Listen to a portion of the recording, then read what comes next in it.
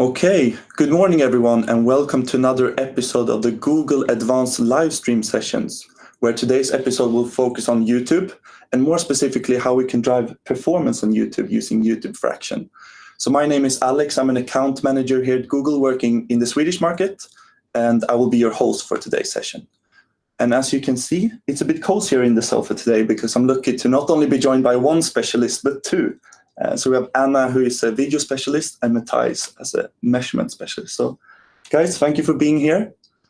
Thank you for having us. How are we feeling? Great. Excited? Happy to be here, yeah. Great.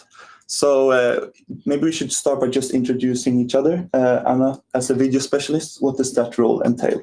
So I work as a video specialist or branding and video specialist for Northern Europe here at Google. So I work with different brands, helping them succeed on YouTube with a branding strategy. Very good. And then we have a Matthijs, who's a measurement specialist. You might recognize him if you watched our last episode, because he took us through Google Analytics Health. And just for your information, if you want to see our previous episodes, they are all recorded on our YouTube channel here below. So feel free to watch those. Matthijs, for those who didn't watch, yes, do you want to introduce yourself briefly? Of course. So I work as a measurement specialist in the same team as Anna does. I work with clients to make sense out of tracking in Google Ads, in Google Analytics. We work on attribution as well. And a big chunk of this is video measurement and attribution. So that's why I'm here today to guide you through this interesting piece of the business. Cool. Thanks for joining us, guys. Yes, so this is the 4th out of 7 episodes that is running in this YouTube series over a period of 14 weeks. The purpose of this series is to really go in depth on the latest Google Ads products, and we aim to cover products across all different levels of the marketing funnel. And as mentioned, today's focus will be on how to drive performance on YouTube. But we do have a session coming up in 2 weeks' time where we'll focus more on how to build your brand on YouTube. So please feel free to tune in for that one as well. We want to make the session as interactive as a live stream possibly can be. So we've set aside for 30 minutes for Anna and Matthijs to take us through YouTube and YouTube Fraction. And then we have a 20 minutes Q&A where you guys in the audience can ask your questions. So a few of you already posted your questions in the form that we sent out yesterday. Thank you for everyone who did that. If you didn't have the opportunity to post your question, you can always use the chat function here in the YouTube interface to ask any questions that come up during the presentation, and we'll try to cover all of them in the Q&A at the end.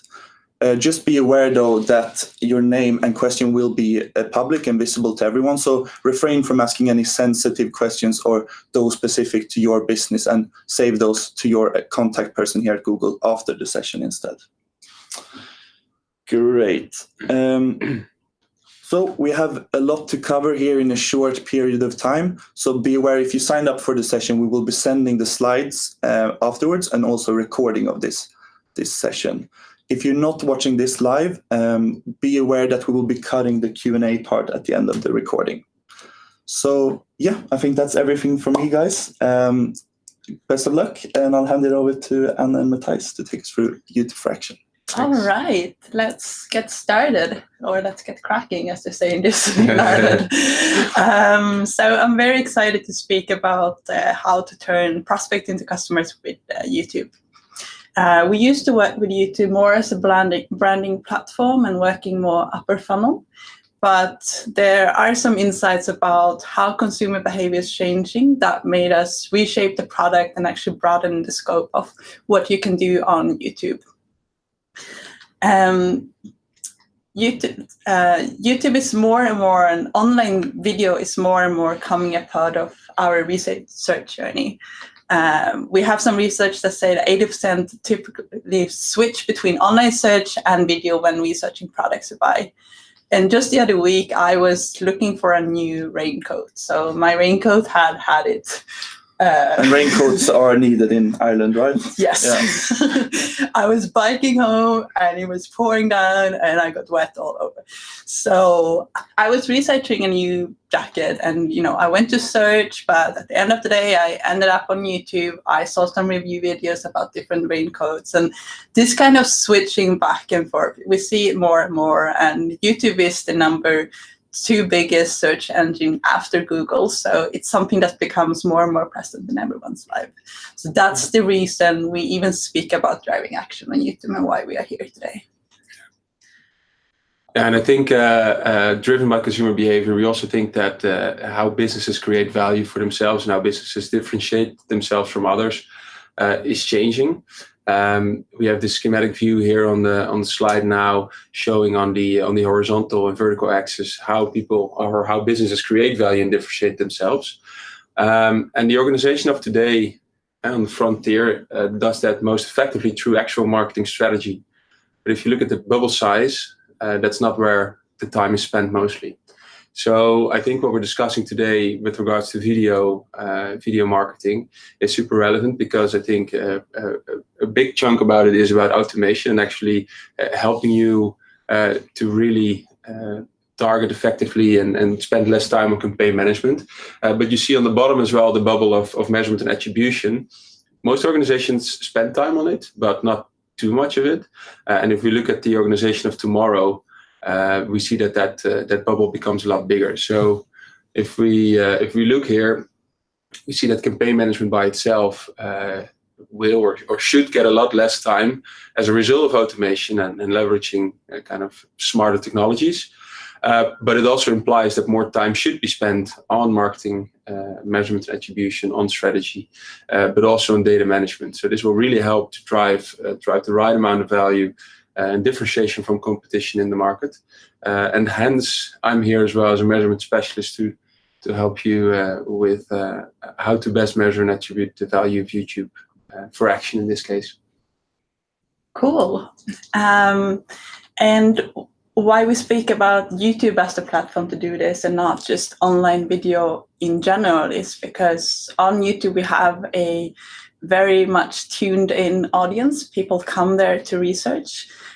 We see that more than 55% of people search for a product in Google and sometimes go to YouTube to learn more.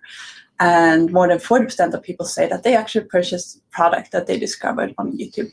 So they are very much tuned in on YouTube and there to discover and to consume content. But we also have the scale to reach consumers at scale. So 1.9 billion monthly logged in users on YouTube globally. And in many of our markets, it's one of the bigger commercial channels to reach consumers. So that's why YouTube and not just online video in general is a good place to also drive action.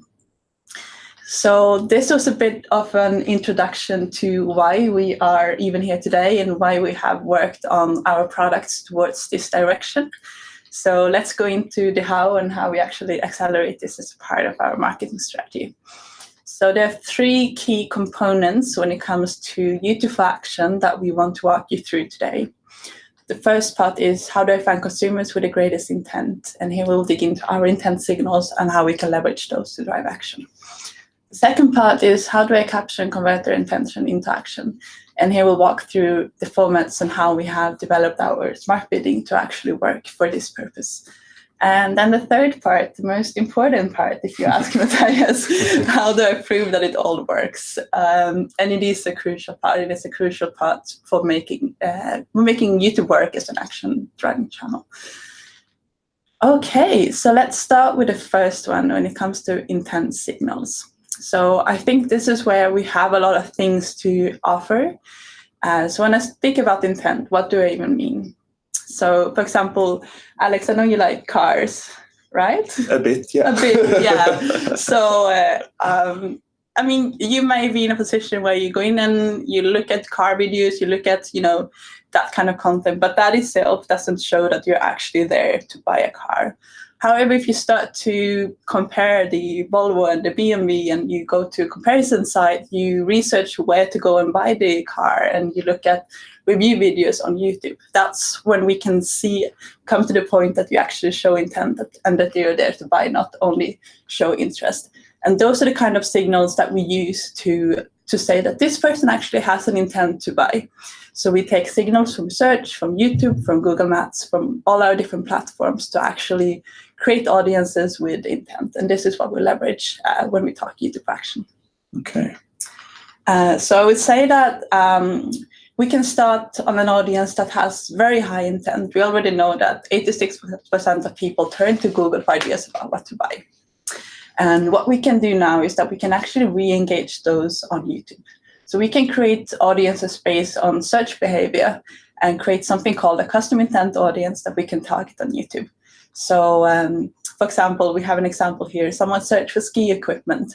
They may choose you, but they may also choose a competitor or continue their research. Now we can actually re-engage them and use a more engaging format, the video format, on YouTube to reach those again. So that's usually the starting point when we set up a audience strategy.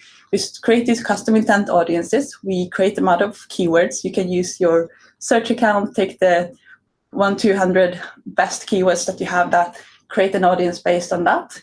And that's also where we see the highest conversion rate. But then we can continue to build a strategy from there. We have a lot of Google audiences that we can leverage. We can have the in-market audience. So if we go back to the car example, if we have picked up those signals from Alex, he will probably be in an audience that's in the market to buy a car, or even in the market to buy a specific car brand.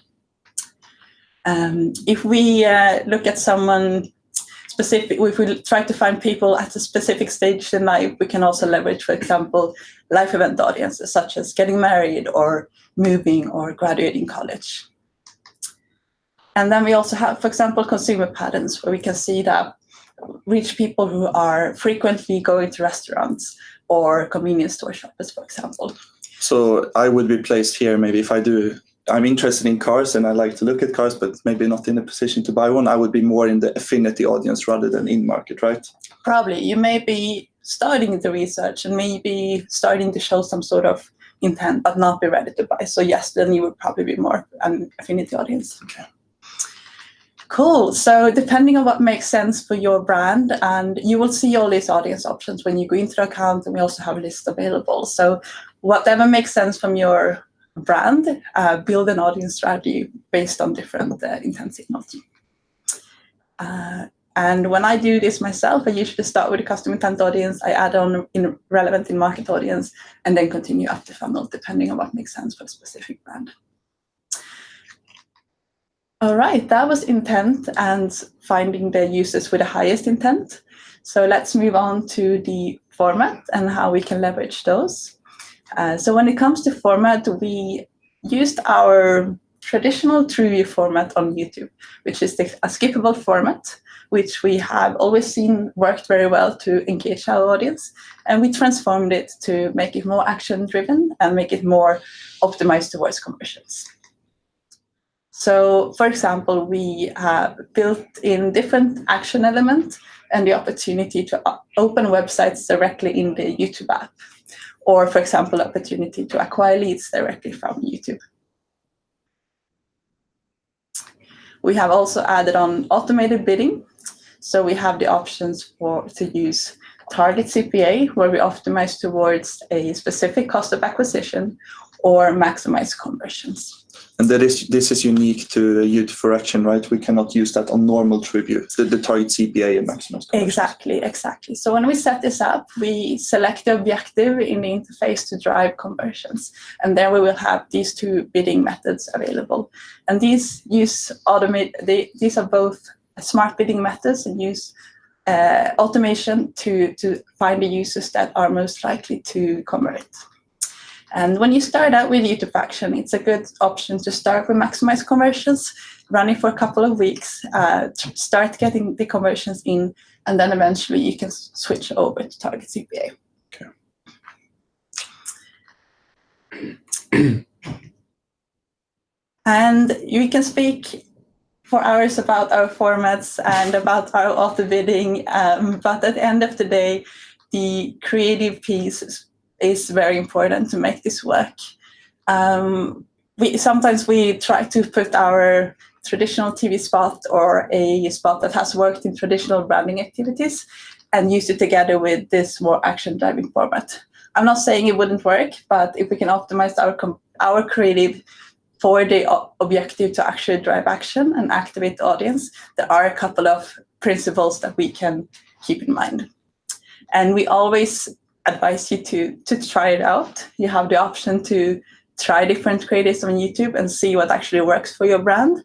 But we've also looked at the top performing campaigns and across markets and come up with a couple of principles that you can keep in mind to get you started. First of all, have a clear call to action. You did see in the format that we've added buttons and different options for the user to actually click through, but also be very direct on what people should do to take action. If you are creating a car video ad for Alex, then tell him to actually go and try to drive the car at the reseller or similar. Just tell the people where to go to the website or to whatever makes sense.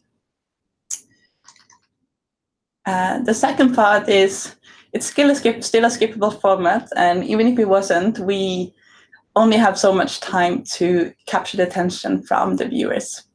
So you can start out by introducing a problem or showing an offer or being entertainment. Make something to capture the attention of Alex when he's already in the market to buy. He's already sort of researching cars, but there has to be some sort of hook to make him interested in buying the car from you specifically. Don't let me skip. Don't let you escape. The third part is, and there are different ways to do this, but do respect the viewer's attention span. We often see that on online video that quicker cuts and faster pacing that leaves people wanting more and give them more in a short amount of time keeps them engaged. So find a way to keep it short and sweet and fast. And then the last one, I can't say this enough. I feel like I'm saying it every time I speak to someone about creatives on YouTube and on online in general. Make it for mobile. When you try out the creative, like look at it on the bus on the way to work or on the subway, or I sometimes watch them on my bike on the way to work. I do not recommend that though, but watch it in the environment that your users will actually consume the content. Around 70% of the content on YouTube is consumed on video, on mobile. So it can be simple edits, like you can use your creative as simple edits such as closer crops or just bigger text so you can actually read what it says, bright footage, and faster cuts so that it actually stands out and performs better on smaller screens. And when it comes to the call to action, you see here in the image that there are a couple of action elements that are built into the format. At the end of the video, there will be an end screen where you can click through to the website. There's also a companion banner where you have a button that you can click that follows throughout the ad and also afterwards on the video that you came there to watch. So those are already built into the format, but there are other ways you can do it with the creative. You can use it with voiceover. Most ads on YouTube are watched with sound on. You can use the text, you can use the graphics, and also combine voiceover with text so that you strengthen a message in that way. Cool. That was actually it about the intent signals and the format itself. So let's see how we make it actually work. Let's see how we actually can drive business impact, or at least prove the impact, right? Sorry.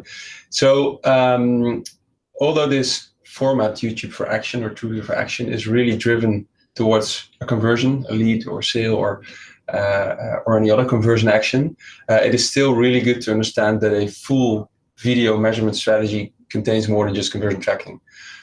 So I've built it up into 4 steps, and we can debate about those 4 steps, but I think in general these are the 4 key elements of a proper video measurement strategy. These overlap also with the session that's coming up about brand, YouTube for brand, basically. But the first step is always trying to understand what your unique reach was. So that doesn't mean like the simple count of impressions. That means like using a solid methodology to understand like how many users did you reach rather than how many screens did you reach. So it's really about deduplicating those users.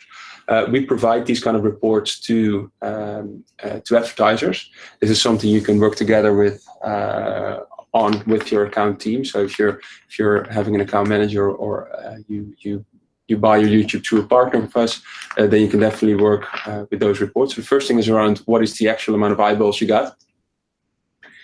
And the second question is around viewability and audibility. And you probably have heard about this phenomenon before, but there are standards for this. So what viewability and audibility mean is like how many people actually got a fair chance to see or hear your ad. The company called MRC has set a standard for this, and for YouTube, the viewability standard that we use is the MRC standard. It means that 50% of the pixels have to be in screen for 2 seconds at minimum in order for an impression to actually be counted as an impression. So there's no paid interaction here yet. It's just the fact that somebody got an actual fair chance to see it. So that means that the pixels are above the fold, that they're actually played in screen for the user.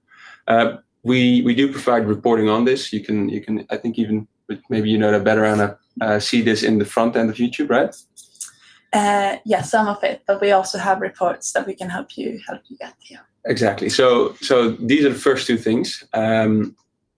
The third thing is to actually try to understand whether your ad had an impact, and this is usually done through a incrementality study or through an A/B test. But what we provide with is brand lift surveys for YouTube. There's a minimum threshold of the amount of ads you have to serve. It's not a budget minimum, but we need to have a big data set in order to reach this statistical significance. But essentially what you can see with brand lift surveys is, for example, the increase in brand awareness that your ad drove, or the increase in purchase intent. And these are really essential metrics to understand causally what your ad did to the user. And I think only then you can talk about business impact. So the fourth question of a good holistic video measurement setup is around what are the kind of measurable KPIs or measurable things that we can set up in the accounts in order to see the impact. And I think this is what we'll hone in on into a little bit by, for example, showing what a conversion is. Yeah. And I think just on this point as well, just to add a little bit, sometimes I see this is where we complicate ourselves. Like, okay, so what do we actually do with these ads? So I think one important thing, like before we even get started, is to actually set our KPIs for our campaign and tailor the creative for this to make sure that we measure the right thing and we have the right measurement structure in place before we get started. Exactly, and there I assume that we already have the KPIs, but defining them is a really important piece of that. Once you've defined the KPI, you want to understand how we actually measure it. I think if I look at myself, there are very few times that I'm looking at YouTube or watching a video on YouTube, see an ad, click on it, and convert straight away. I mean, it happens, but it doesn't mean that the majority of people do it. I think we can all relate to this. So there are 3 ways of converting on YouTube. The first one is that click, and then you go straight to a website and convert. That's one thing. But what the majority of users do is actually they view the ad, they continue to the content they were actually intending to watch, and then they come back to the website on a later stage. And for both of these interaction types, so either you click on the ad or you view the ad, it's good to understand that this is where the paid interaction takes place between the advertiser and Google. So we only count a conversion if you as an advertiser paid for that view. So that's not after impression. The impression, that is what I just referred to with the MRC standard. So after 2 seconds or 50% of the pixels, we count that impression. If a user then skips, you don't pay for that, right? But if a user converts then in a later stage on the website, we count it as a view through conversion.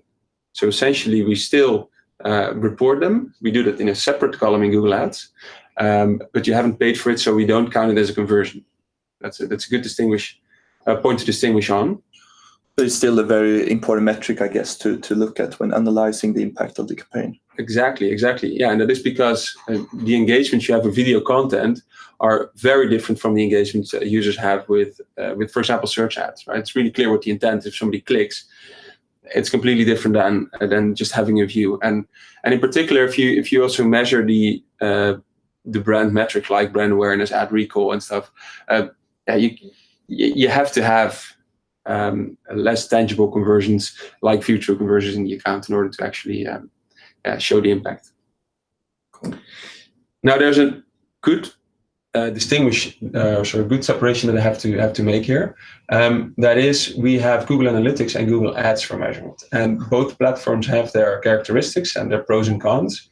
But the headline of this slide is really, if you're using YouTube, you should be measuring through a Google Ads conversion tag, right? And I'm going to show this with an example. So this is a conversion path. Let's say this is somebody who bought something online. We see somebody on mobile with a paid search. There was a social interaction. Then there was a YouTube view. So somebody saw the ad. There was a paid interaction between the advertiser and Google, but there was no ad click there. Then there's a paid search click. So somebody remembered the brand. So there was brand recall or ad recall, and they searched for the brand, clicked on it, and finally via an affiliate on a blog, because they were comparing stuff, via an affiliate they purchased.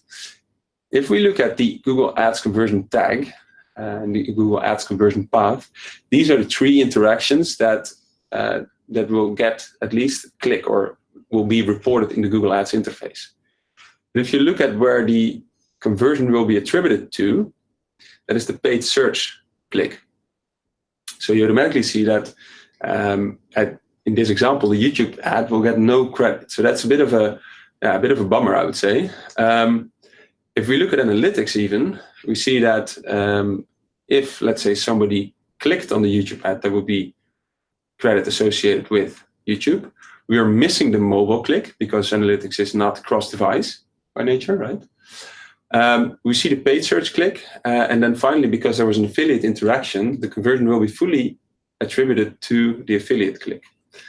Now, how we can make sure that YouTube will get credit is by actually setting up a separate YouTube account for Google Ads. So within the account structure that you have, it is really smart to set up a separate account for the video campaigns to actually be able to measure the conversions and see those in the accounts. It's good to take into account that, as I said, analytics is it's a reporting platform. So it's click-based, non-cross-device. And that does imply, for example, that what Anna just said, like 70% of the content on YouTube is consumed on mobile, that if most of the people on your website convert on desktop, you won't be able to see those people in Google Analytics. The same goes for any post view. So basically everybody who saw the ad but didn't click, there will be no credit in Google Analytics for that. So again, the point here is that if you're running any YouTube campaigns, it is best to use a Google Ads conversion tag, and preferably run that in an account where you actually can separate between YouTube and search. Okay. Yeah. Back to you, Anna. Okay, back to me. So I'm about to wrap it up a little bit. And one of the reasons I'm so excited about YouTube for Action is that we've actually seen really great results. You know, when we started working with this, we were all a bit like, Action and YouTube, because we didn't know these things about the measurement, and we hadn't tried to look at the value from YouTube in that way before. But we see there are a couple of different impacts that we see from True Action. So if we compare with conversions from previous video activity, we see that True Action, which is the format we're mainly spoken about today, versus the standard TrueView, it has on average across campaigns 40% lower CPAs and 200% higher CTR. We've also recently looked at the crossover effect on search. If you run YouTube alongside with search on an always-on basis, you see that we see 8% higher search conversion, 3% higher search conversion rate, and 4% lower CPAs for those advertisers who run YouTube alongside with search, which shows that it has an impact across different channels.